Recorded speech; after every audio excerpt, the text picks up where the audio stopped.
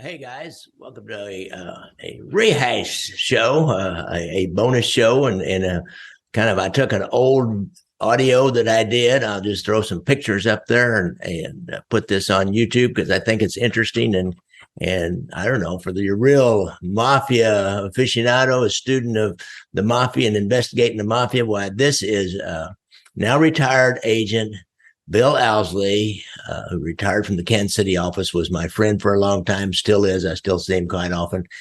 And I asked him to tell about the formation of the Top Hoodlum Squad, the early efforts by the FBI to investigate the mafia, on November the 14th, 1957, I believe it was. I know somebody will correct me if I'm wrong. The Sergeant Edgar Cresswell, New York State police officer, raided the mob enclave or meeting at Joseph Barbera's home in upstate New York, became famous as the Apalachin meeting.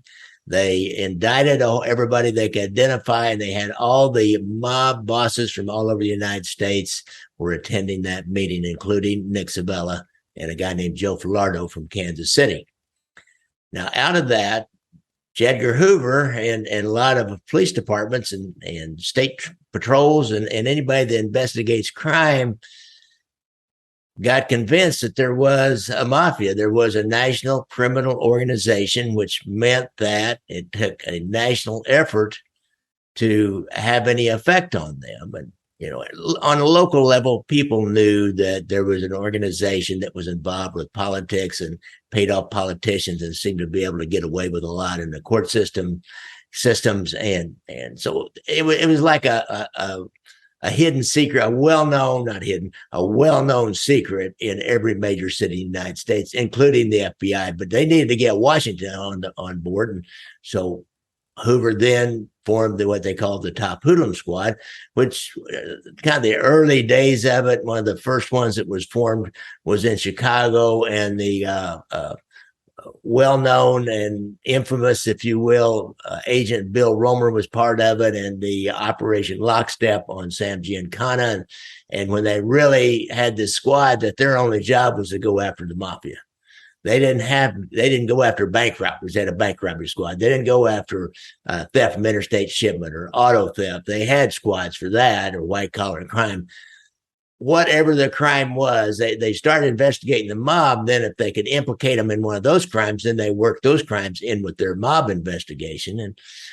And so I asked Bill if he could talk to us about how they formed that first Top Hoodlum Squad in Kansas City, because he was not maybe one of the very first, but he was really early on in that. And there was just a few people in the squad. They didn't know what they were doing. They didn't know who the mob guys were in Kansas City and how they developed that and how they worked. I know one of the stories that he has told me before, it is not in that one, was about working early gamblers and how they needed to find where the phone was, and they had a bookie that was going into an apartment building. They couldn't figure out which apartment building or which apartment he went into. They didn't have cameras back then, and so they put some kind of infrared dust on the in the entry hallway. And so when the guy walked through it, he would walk up the stairs and then go into his apartment. Then they came back with an infrared light and followed his footprints up to the apartment. Now, what's funny is their first go at this, the extension cord on the light wasn't quite long enough. They had to go back and do it a second time, but they found the apartment. They put a tap on that phone, and the rest is history. They started taking down, a guy for sports betting. Now that's all illegal today. Go figure.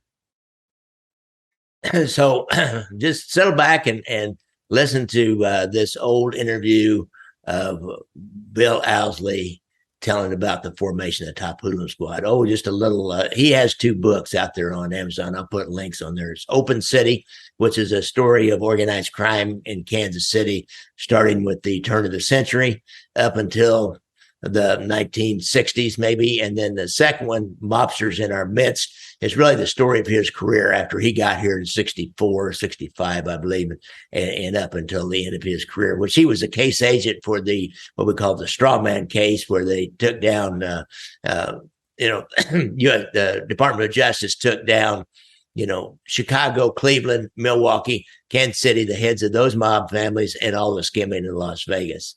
So here's Bill Ouseley. Well, the fallout from Apalachin was enormous, and it changed a lot of people's thinking and as to what was really out there. And Hoover really moved very rapidly following the uncovering of the conclave, and he put together what he would call the Top Hoodlum Program. And all of the offices around the country were instructed to start dedicating personnel to the investigation of the organized crime generally, and of course, more specifically, this Italian branch that seemed to be so well coordinated. So that was the beginning of what later came to be labeled the Organized Crime Program. There's a book, many of you may have read this book or heard of it. There was an FBI agent at the time in 1957 named William Romer. And the name of the book is Romer, Man Against the Mob. And he was assigned to what became known as the Top Hoodlum Program, anti-racketeering. It had a little tagline, Top Hoodlum Program, anti-racketeering. He said that this was on November 27th, 1957. A furious Hoover declared war on the mob. Hoover sent out a tough, no-holds-barred edict and a letter to all field offices entitled the Top Hoodlum Program, Anti-Racketeering. He also found a particular law that they were going to use, and it was called the Hobbs Act. It had been on the books for quite a while, and it made what they called racketeering.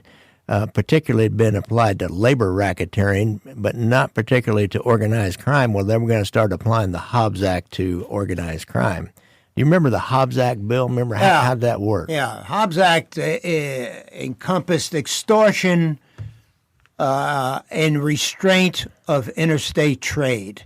So if I went over to the Budweiser distributor and tried to strong-arm him, as they did in those days back then, more extortion was pretty common with the racketeers.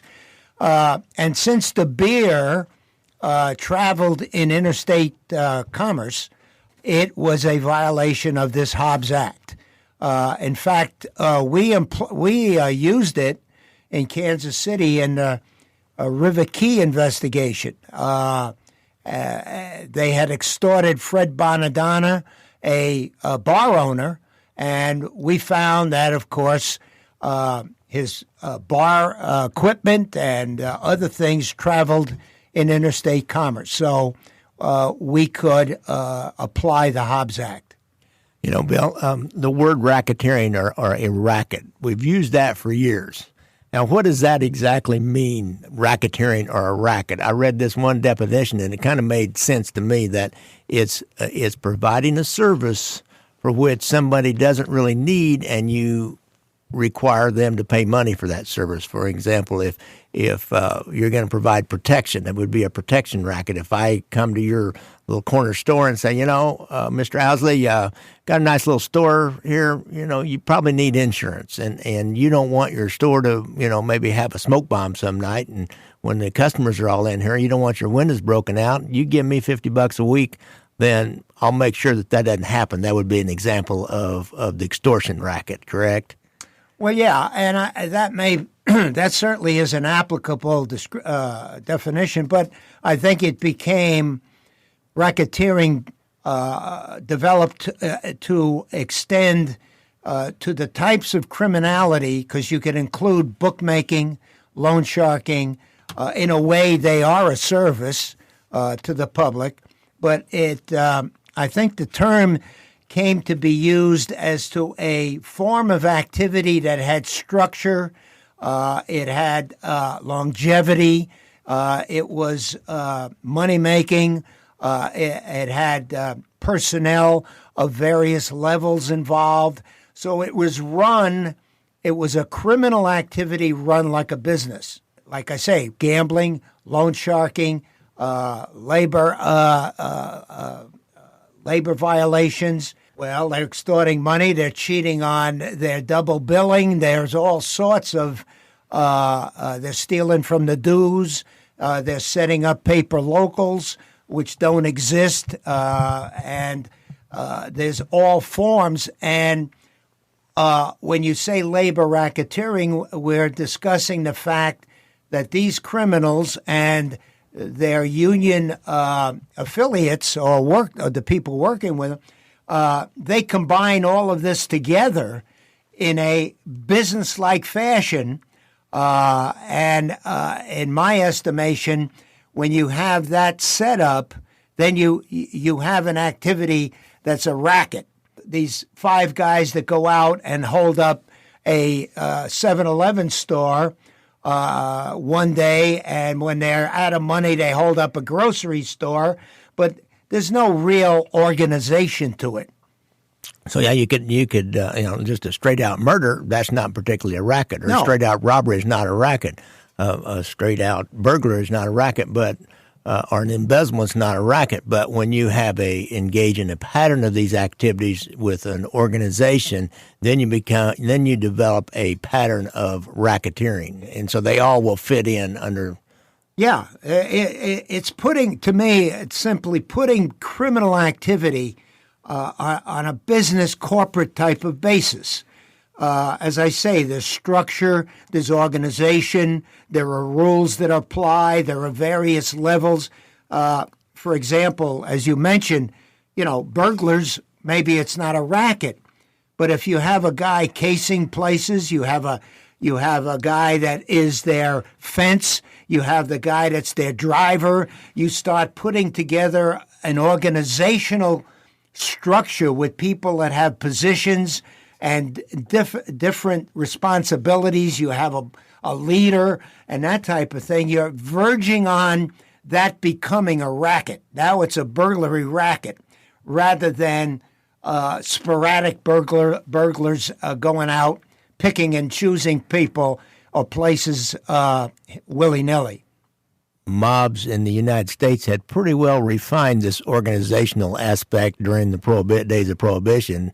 By 1957, they had gotten pretty sophisticated and kind of had the division of labor. This guy does this guy does that, this guy oversees this. And so it's pretty sophisticated by the time the federal government really went into it big time. So, Bill, when you came to Kansas City, were you initially assigned to the Top Hoodlum Squad? Yeah. I had planned out and had sort of directed my career path trying to get into the organized crime program. And so when I got to Kansas City, I was assigned here. And we had, I think, a supervisor. It was a full squad. And we had some 12 or 13 agents. Yeah, I see in Mr. Romer's book, this was a little bit. What year was that? That was like 1964. 64 when I got here. Okay, and so back in 57 or 58, whenever they first got it going in Chicago, he said he had 5 agents and a supervisor. And it's kind of interesting. Did you have a bunch of great big guys on your squad? He's a big guy. and he says he found Ray Stolting, a former all-10 tackle from Purdue. He found another guy from Boston College. And well, of interest, my supervisor at the time, or became my supervisor, was told me the story, which may be of interest, how that began in Kansas City. Roma talks about Chicago. And of interest would be the fact also that when the Bureau began the program, I think they had some preconceived notions as to what cities, and Chicago would be one of them. I'm surprised they only had 5, but, that was a start. But my supervisor, Bill Quinn, was telling me the story that when the word came out from Washington in the Kansas City situation, they assigned it. The Top Hoodlum Program went to an existing criminal squad as just an adjunct of what they were doing. So it wasn't a full-fledged operation yet. Kansas City wasn't considered a hotbed of organized crime, apparently, by the Bureau. Bill said this because he said, we didn't get, like Roma did in Chicago, there wasn't a huge pressure put on them. It was an idea that we got to get started, and his supervisor at the time didn't put undue pressure on them. And it was just he and two others, and he admitted that they didn't know nothing about this topic. He was assigned gambling, and he figured, well, if it's gambling, I'll look into policy racket, which is the numbers, where bookmaking was much bigger. So in his description, it wasn't until Bobby Kennedy came in that the emphasis was more spread out across the country, not just those cities that were obviously hotbeds. Yeah, and in Kansas City, we had this long history of it, but it wasn't quite like Chicago. They had Al Capone in Chicago and Frank Nitti, and he'd been, it was in it was like a myth in Chicago, sure, this organized crime thing, and so we didn't have that in Kansas City. A lot lower profile, a lot lower key in Kansas City because of people like Nick Savella who knew the advantages to keeping a low profile. That dude always knew to try to keep a low profile if there's any way he could. It appeared to me.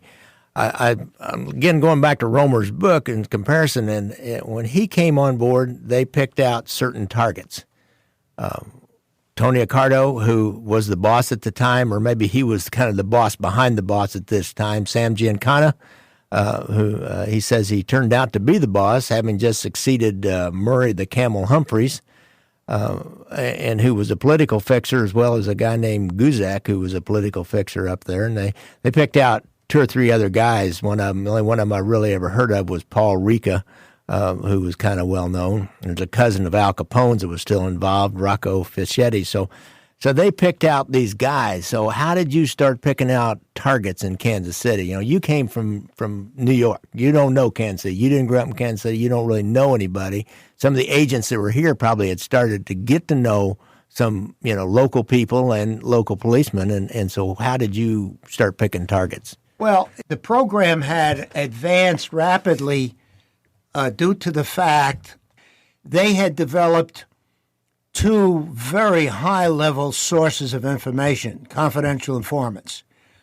So with that background, we had somebody that was outlining who the people were, where they stood, what they did. So by the time I got there, there were plenty of subjects to be looking at. That was not the mystery anymore. That gave us that basis. When you have a high-level informant, you're way ahead of the game, of course. And, of course, it became the lifeblood of our program anyway, was developing informants. So when I got there, we had the various racketeering-type files that had been started. So we start a racketeering file on these individuals as they're identified as attached to the organized crime outfit. So we'd have a Nick Savella file, the boss, and on down the line.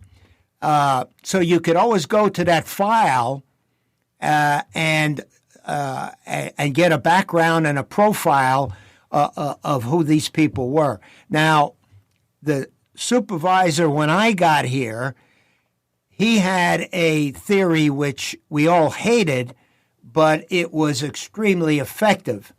And what he would do, a new guy came in like myself, he would select a number of individuals who had been identified, and there had been information developed in their file but there had been no updated report, or had there been any current information, partially due to the manpower. So when you have a new agent come in, now you've got another body to go out and work somebody that hadn't been worked before. So the first thing you had to do is review all these files, and that was something you didn't want to do. The beauty of it was, as you read these files and these names came up, if you were diligent, you would go to that file and read up on who is this guy that's associated with the guy I'm dealing with. And then who is this guy and who's that guy? And so in a rapid form, you're assimilating a lot of names and where they begin or where they belong. And then after you've reviewed this file, you'd go out and just hit the street and bring it, as he would say, up to date, which means what is he doing now? What does he drive? Where does he go? All of the background you can file. What's his credit report? Does he owe anybody? Does he have a bank loan? Because I'll interject here one thing.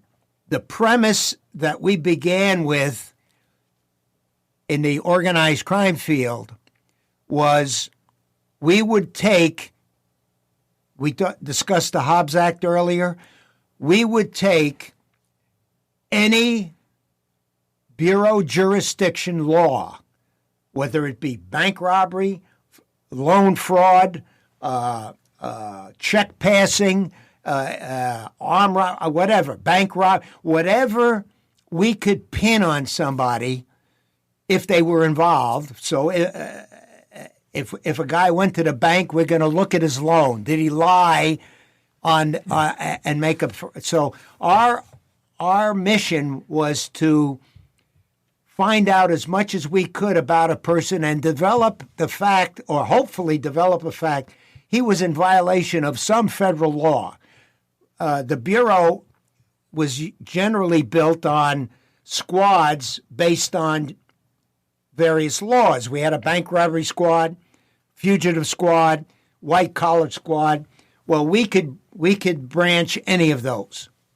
So the idea was go out and see what this guy is doing. And we got educated pretty quickly. You mentioned to me once that there was a lot of information you gleaned from was it the Federal Bureau of Narcotics?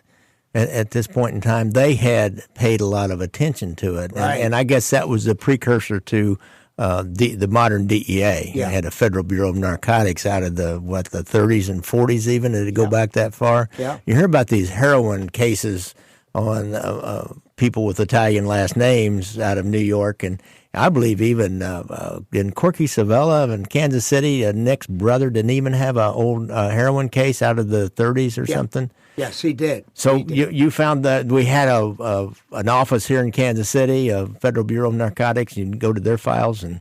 Well, yeah. Well, I mean,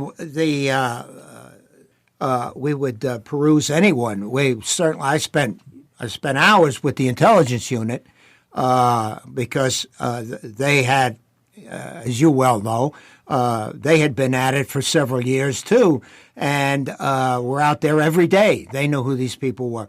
The Bureau of Narcotics was a wealth of information because in the years prior to Apalachin, they were the only ones who were talking about a syndicate such as La Cosa Nostra. No one else accepted it. It was not accepted generally anywhere, not just Mr. Hoover, who has been accused of ignoring it. Nobody felt that there was this type of organization this powerful doing what they did. So and the Narcotics Bureau, as you say, had been very active during the 30s and 40s. One of the largest drug cartels was the Kansas City's narcotics syndicate, which were the Italians. Then I even got a lot of information from the Kansas City Crime Commission, because when Kefauver hearings came in 1950, they relied more on the Crime Commission than on police agencies because there hadn't been much done. There hadn't been much done about organized crime. Yeah. And the Crime Commission had been put together specifically because of organized crime as it was somewhat accepted in that era. Yeah. Well, that's why it shook up the world of law enforcement, of legislators, of news people. There were hearings, there were legislative hearings, there were newspaper things. Everybody went to town because the impact of what it represented, as you just aptly described, was, my God, how can this be? These were boss people from all over and from other countries. There was a guy from, I think, from Sicily or Italy, and so the impact was startling and turned the whole corner. You mentioned the Kansas City Crime Commission, and that's an interesting little entity that still meets, but it's not what it used to be. No. Now, I would bet that it probably started really out of Pendergast times when the new broom swept clean, shall we say, the kind of the silk stocking Republicans moved in, and the government moved on Pendergast, which was a Democrat organization. They and kicked him out of office. He goes to jail for income tax evasion. But the entire every branch of the government in Kansas City, including the police department, was just corrupt as hell by that point in time. So you have new people coming in, and they probably formed that Kansas City Crime Commission sometime after that. But it was truly a way to gather information on these kinds of crimes, these economic crimes, if you will, extortion and loan sharking and gambling and those kinds of things. And then it moves on up into the 50s, and they're gathering information. Sometimes it's just from newspaper reporters via paperclip or newspaper clippings, but it's also from their own sources, I believe. And they kept files, and so it became like a kind of a little private intelligence unit in a way. It sounds to me like. The concept of a crime commission was formed in New Orleans by a gentleman, and I don't remember his name, but it had to do with the idea of the business community had to do their part because of these gangsters, because the gangsters had an impact on the business world. And Kansas City's, I don't know when they were formed, but they were in business, I think, in the late 40s, because they were already operating when the Kefauver representatives stopped into Kansas City and said, we're coming here. And they had to work up a agenda of who we're going to call before this committee, who were they, what did they do, and what have you. And so the Crime Commission was intimately involved in that process. And another source, which is probably not generally recognized, and I determined this from having looked at Crime Commission files and been friendly with the commissioners over the years. Some of the old-line investigative reporters at the Star, they had a wealth of information. And so we had the Crime Commission guys, and by the way, the Crime Commission at that time hired investigators, and they were usually ex-law enforcement. In fact, one of the first Crime Commission directors was an ex-FBI guy. So he set up a system similar to the FBI, how they filed reports. And looking at their files, I felt like I was still at the office. And they developed sources, and they followed up on cases, sometimes pressing the police department or the DA to do something. And so they were a great source of information. Interesting. Yeah. Now, intelligence unit. So, that's near and dear to my heart, as you know, and I learned a lot from one of the guys who was one of the first. Actually, I learned a little bit from both of them in different areas of my career that were some of the first people that started. Now, we had a chief of police when you first met him in 1964, and they were already going. So in the early 60s, we had a chief of police named Clarence Kelly, who would go on to be the director of the FBI. Well, Clarence Kelly had been an FBI agent. He was originally from Kansas City. And we had a chief before that named Bernard Brannon he was an okay guy, but he was kind of connected to a lot of politicians, and something happened. I don't even know the whole story, but they needed a new chief, and I think they wanted one that was squeaky clean. I believe there had been some scandals. I believe the scandal was, I think Ray Kinney once told me the scandal was they were trying to manipulate crime statistics by not filing the appropriate robbery report. For example, you can make the robbery rate go way down if you didn't turn in the report. And if the report didn't get turned in, didn't get counted for the FBI uniform crime statistics, then the robbery never happened as far as the country was concerned. I believe that was maybe part of what happened with Bernard Brannon. But anyhow, they hired this new squeaky clean, former Kansas Cityan, square-jawed FBI agent named Clarence Kelly. And he was that. He was squeaky clean. He was square-jawed and tough as nails. He grew up in Northeast, so he knew the city, went to Northeast High School, where a lot of the La Cosa Nostra people in Kansas City had grown up in that same area.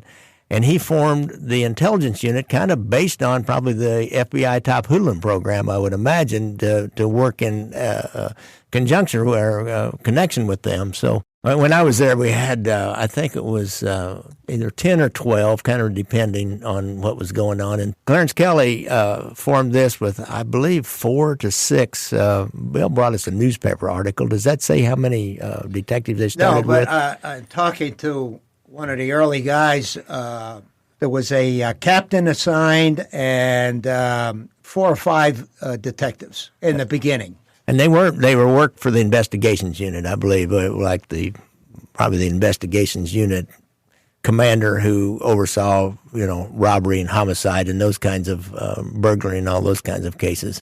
They start seeing some of the same names pop up. Now, Ray Kinney told me a pretty good story, and I don't know if Doolin was with him on there, but Jim Doolin and Ray Kinney. Jim Doolin, I worked for him when he first left the unit and got promoted to sergeant, and I was a brand new officer, and he taught me a lot about being a policeman. And then I come to the intelligence unit, and I meet Ray Kinney, and he taught me a lot about being an investigating officer in the intelligence unit. But Ray told me a story that he went down to what we call the North End or Columbus Park or Little Italy. And so there's a gambling club up the street. And so they're trying to identify people. He comes in, he doesn't really know who's who. Ray's like me, he's from the country. He didn't grow up in the city. And he's got sources out there and he's got names and he's got old reports. He sees these same names coming up and got the crime commission. He's probably looked over their reports and he's trying to make sense of it all. And so to see how people interact with each other and put faces with names, because everybody didn't have a mugshot back then, and there certainly weren't any surveillance photos back then. And he's in an alley and he's looking up the street. These guys stand around out in front of the social club, as they will, smoking cigarettes and smoking and joking, as we say.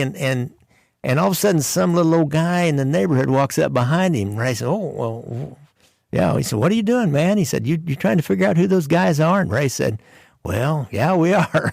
You had to know Ray. And so Ray, this guy says, "Well, that's so-and-so, and that's so-and-so, and that's so-and-so." And so he was able to put a lot of, actual faces to a lot of names, and as he saw how they're related. So that's how he got his start, trying to figure out who was who. Well, yeah, Doolin tells me the story of the beginning, and they didn't have a car assigned to the unit. They had really nothing. He said, I think our equipment was a pair of binoculars. They had, there was no training. There was no orientation period. He said that the captain said, go out there and find them. Yeah. That was their instructions. And they were not to be involved in active investigations of of illegality, but to find out who these people were and what they did.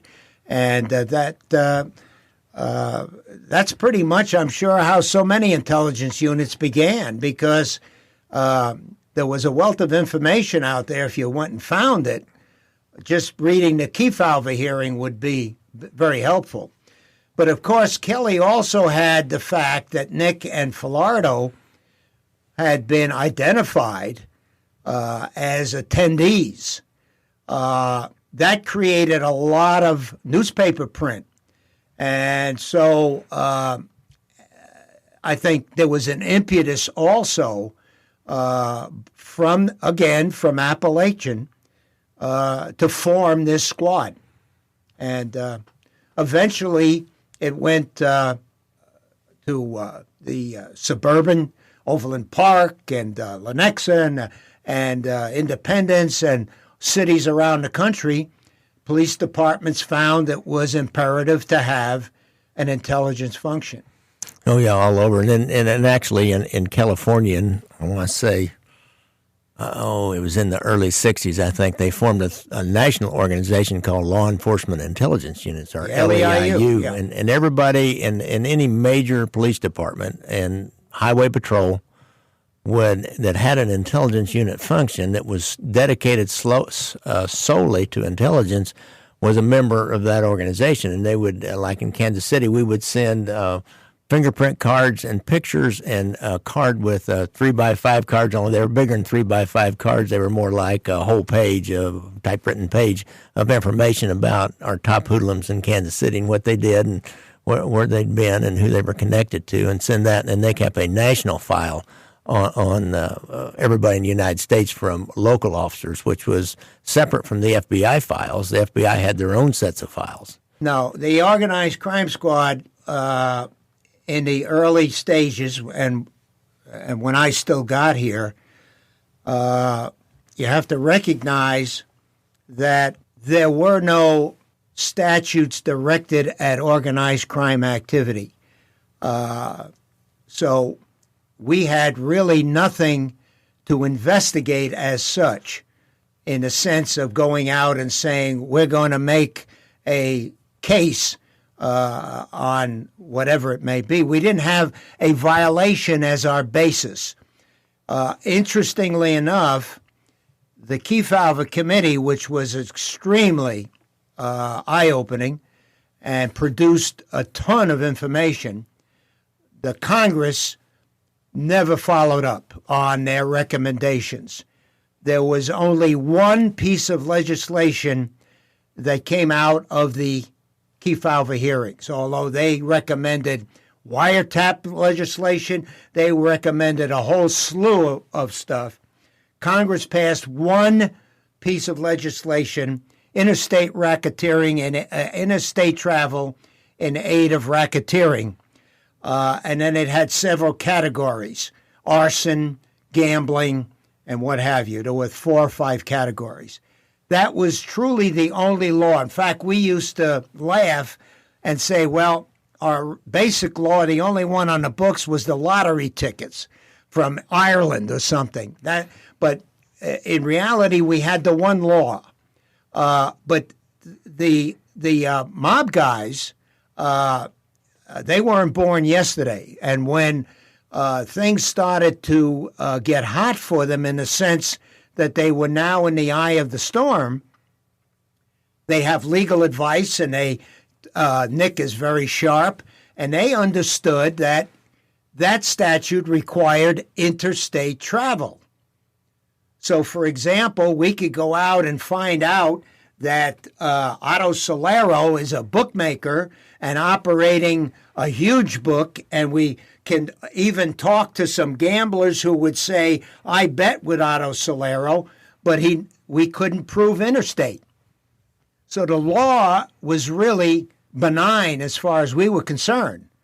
You had to have interstate. So we, in the beginning, were purely an intelligence operation. As I say, if we lucked out and found them committing a bank robbery or loan fraud or something, that a statute that's on the books, and that never happened. It's very difficult to deal with. We would go after it. But as to having organized crime laws, there weren't any. So we were developing information about structure, about the activities, how they operated, where they operated. It was almost, looking back now, from now to back then, I would say we were sort of preparing for the time when we would have laws. We would know everything there was to know, and we would be very effective once the laws were passed. And that takes time. So back to, how did you develop Informants early on? First of all, we all have a different style. I've given a 2-hour lecture on informant development. So, like when you look at a murder, you say, what is it? It's sex, money, or what have you. Well, with these people, some of them, it was simply an approach to them. You get a feel for whether you can talk to them. Now, in the interim, you've done background. I may know the guy is in debt. I may know he's screwing around on his wife. And I may know that he has a bad loan somewhere. I'm going to try to develop something I can use. Now, the motivation can come from that I've got something on him, he believes I have something on him, or that it's a financial thing. He's just going to do it because he wants to make some money out of it. Then you have some people that have been wronged by the mob. They're out there operating, but they're as hateful against them because of what has been done to them that you walk in and all of a sudden it's laid out for you. It's that easy sometimes. Not often. One of the main guys that we talked to, who I name in the book so I can name him because we had to surface him, and he testified, so I'm not telling a story. But his name was Mike Ruffalo. How'd you develop him? Mike Ruffalo hated the mob.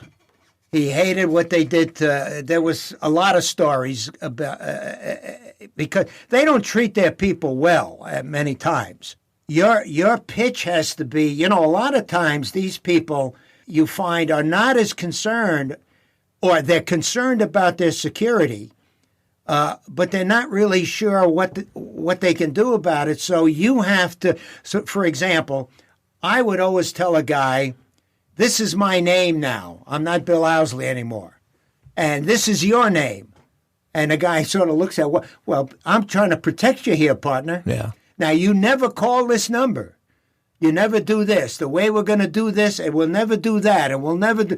And pretty soon, hopefully you can show that your concern is so great for their security, you overcome the fear. Sometimes it doesn't work. But, it's all part of informant development. And it's an art.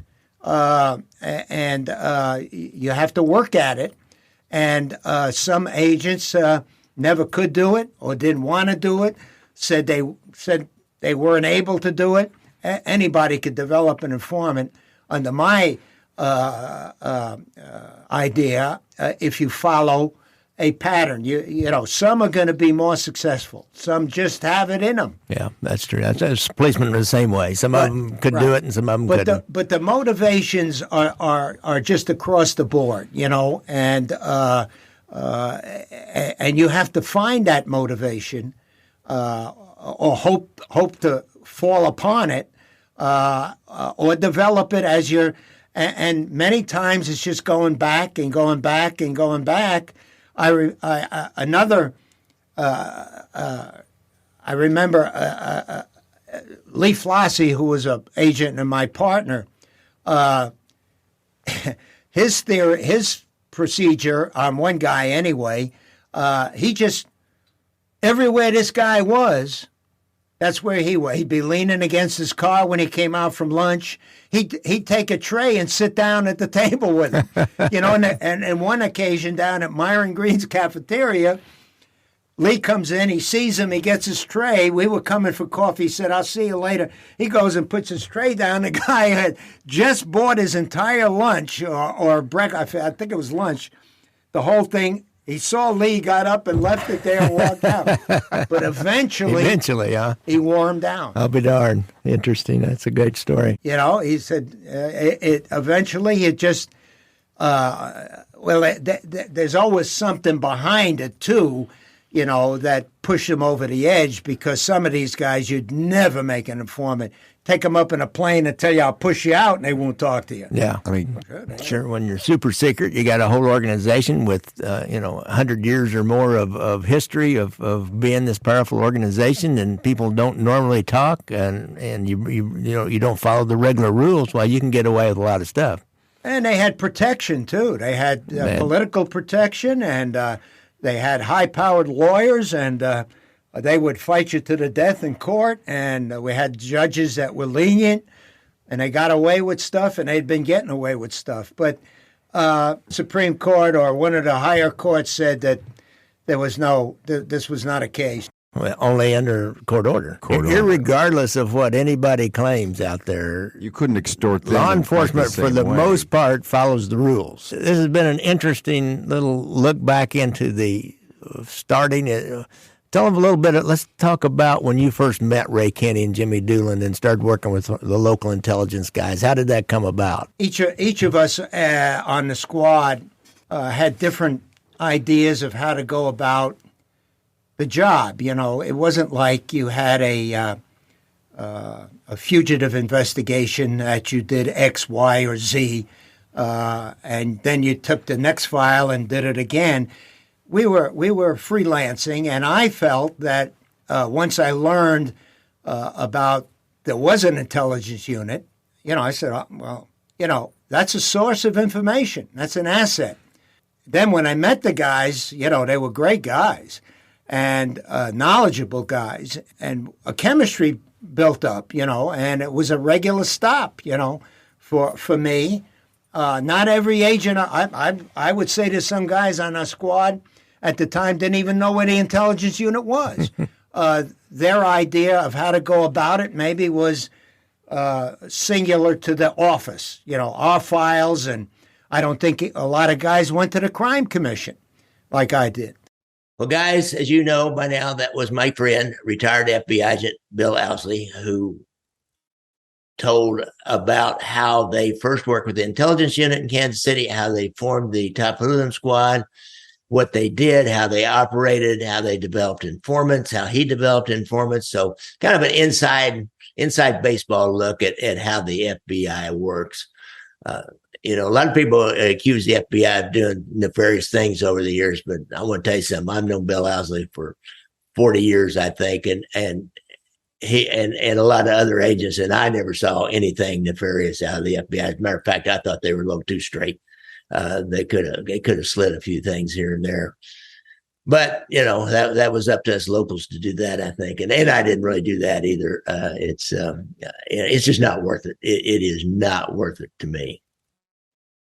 So I hope you enjoyed this inside look at the Top Hoodlum Squad, and be sure to look out for motorcycles, because I like to ride a motorcycle. I'm getting ready to leave to go on a ride with my cousin today. I have to look at the new Indian motorcycles that are having a demonstration, a demo day at the Indian dealership. Not going to buy one, but I just you can go out and ride all the different models for free for a day. We get on one for 30 minutes and go try another one for 30 minutes, and it will be fun. I appreciate y'all listening in. And if you have a friend or relative, or if you yourself have problems with PTSD and you're a vet, go to the Veterans Administration website and get that hotline number and call up. There's help available. Thanks a lot, guys.